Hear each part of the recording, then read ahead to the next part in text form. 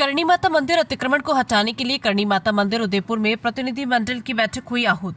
उदयपुर हाथीपोल स्थित करणी माता मंदिर पर अवैध तरीके से किए गए अतिक्रमण को अतिक्रमण मुक्त करने को लेकर संघर्ष समिति के पदाधिकारियों की बैठक आहूत की गई, जिसमें महाराज रणधीर सिंह बिंडर, ऋषिराज राजेंद्र सिंह नरूका, संयोजक गोवर्धन सिंह, एडवोकेट अर्जुन सिंह चंडावत, गढ़पुरा जालम सिंह, नरपत सिंह, श्याम बिहारी, एडवोकेट कोटा, जगदीश दान चारण, शंभू सिंह चारण, शिववीर सिंह, हेमंत सिंह दवाड़ा, महेंद्र सिंह, जगत श्याम जी, एडवोकेट दुर्गा जी, महेंद्र जाट, मेटा साहब, रामनिवास जाट, दिनेश जी भट्ट समेत कई साथी बैठक में पहुंचे। उदयपुर हाथीपोल करणी माता मंदिर पर हो रही अवैध अतिक्रमण को लेकर संघर्ष समिति प्रतिनिधि मंडल एवं सभी सदस्यों के साथ चर्चा की गई, जिसमें करणी माता मंदिर की 6 बीघा जमीन पर किए अवैध कब्जे को मुक्त करने को लेकर आंदोलन करने की रणनीति बनाई गई। समस्त संघर्ष समिति के पदाधिकारियों ने आपसी चर्चा कर आगे बड़ा आंदोलन करने की रणनीति बनाई और पूरे सनातन धर्म को इस मंदिर की मुहिम में एकजुटता दिखाने की रणनीति चलाने की बात हुई। जब तक कब्जा मुक्त नहीं होगा तब तक आंदोलन जारी रहेगा। कार्यकर्ताओं ने जोशीले अंदाज में सभी को संबोधित करते हुए कहा कि हमें जिस हद तक जाना पड़े मां करणी के लिए हमें जाने के लिए तैयार हैं। कब्जा मुक्त करा कर ही रहेंगे। हर तरह से लड़ने के लिए हम तैयार हैं। बहुत जल्दी इस अभियान को तेज किया जाएगा। संघर्ष समिति द्वारा शासन व प्रशासन को अवगत करा दिया गया। आगे की रणनीति के दौरान कोई भी घटना होती है तो प्रशासन इसका स्वयं जिम्मेदार रहेगा। इसी दौरान महाराज रणधीर सिंह भिंडर ने सभी को संबोधित करते हुए कहा कि जल्द ही बड़ा आंदोलन करके जमीन को मुक्त करवाया जाएगा। मां करणी के लिए गोलियां खाने के लिए भी तैयार हैं और अब जब तक कब्जा खाली नहीं होगा तब तक हम शांति से नहीं बैठेंगे। राष्ट्रीय स्तर पर इसकी मुहिम चलाएंगे। करणी सेना जिला अध्यक्ष अर्जुन सिंह चंडावत गढ़पुरा ने कहा कि जब तक आंदोलन चलेगा तब तक मैं इस आंदोलन में मेरी भूमिका निभाता रहूंगा और जब जरूरत पड़ी तो कलेक्ट्रेट के बाहर धरना लगाकर अनशन पर बैठेंगे। शासन और प्रशासन इस बात को गंभीरता से ले, नहीं तो बड़ा भूकंप आने वाला है। उदयपुर में सभी मां करणी के भक्तों को अपनी अपनी जिम्मेदारियां सौंपी गई है। आने वाले समय में बड़ा भूकंप आएगा। शैलेंद्र लोढ़ा स्वयं अपना कब्जा खाली कर ले, नहीं तो आने वाले समय में स्थिति बहुत खराब होगी। ये उक्त जानकारी अर्जुन सिंह चंडावत गढ़पुरा द्वारा दी गई है। पवित्र कवि राजा की बगीची में जो 1885 में महाराणा साहब सज्जन सिंह जी के टाइम पर जिस करणी माता जी के मंदिर का निर्माण हुआ, इस ऐतिहासिक मंदिर, आप सबको इस बात की जानकारी होनी चाहिए कि भारतीय इतिहास में कवि राजा श्यामल दास जी का बहुत बड़ा योगदान है, बल्कि इतिहास ही उनके नाम से जाना जाता है। जितने भी टॉड वगैरह हुए उन्होंने भी उन्हीं को कोट किया। श्यामल दास जी यहाँ ये उनकी बगीची के नाम से जाना जाता है और उन्होंने तीन महाराणा साहब के टाइम पर अपना समय रहा उनका, और ये सारी इस करणी माता की जो उनकी अधिष्ठात्री थी, और हम सब करणी माता के भक्त हैं, करोड़ों भक्त हैं। अब तो प्रधानमंत्री नरेंद्र मोदी जी भी करणी माता के भक्त हैं।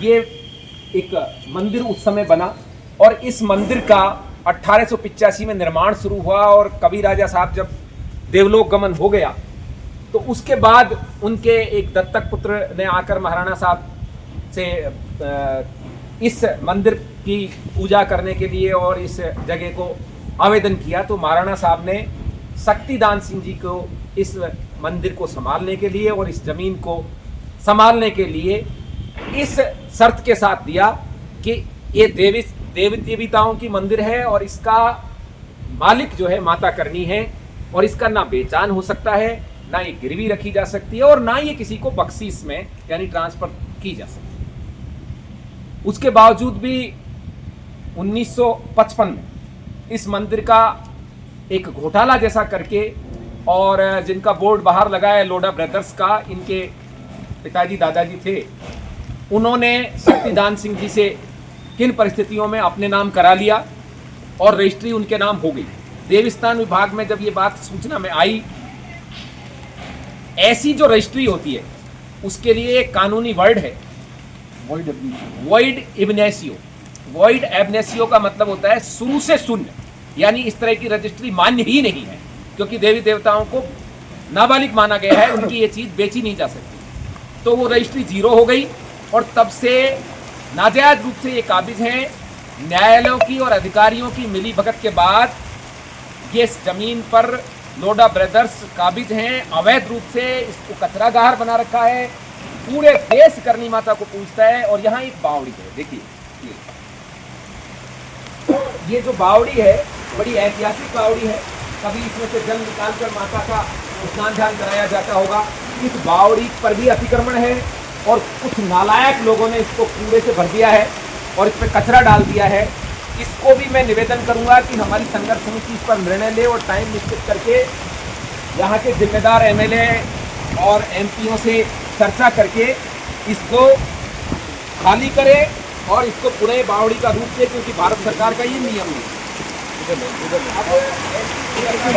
करनी पड़ेगी। मैं आज उसे एक अवसर देता हूं कि वो आए और चुपचाप अपने टांग टपूड़ी यहां से उठा ले और इस मंदिर की संपूर्ण भूमि को वापिस माता करनी के अर्पित कर दे, शक्तिदान जी के परिवार को अर्पित कर दे। यदि शक्तिदान जी का परिवार हमारे साथ अपनी उस भूल को सुधारने के लिए तैयार है तो हम भी बाहें फैला के उनका स्वागत करने के लिए तैयार है। इतना ही नहीं, यदि ऐसा नहीं किया तो देश का कितना ही बड़ा ताकतवर व्यक्ति उसके साथ हो, कितनी बड़ी कोई पार्टियां हो, भगवान से बड़ा कोई नहीं होता। राम जी को हल्के में लेकर के कांग्रेस पार्टी आज इस दुर्दशा में पहुंच गई। जो राम मंदिर का यदि राजीव जी ने जैसे उसके पट खुलवाए थे वैसे यदि मंदिर का निर्माण करा देता तो आज कांग्रेस की स्थिति कुछ और होती। देवी देवताओं से टकराने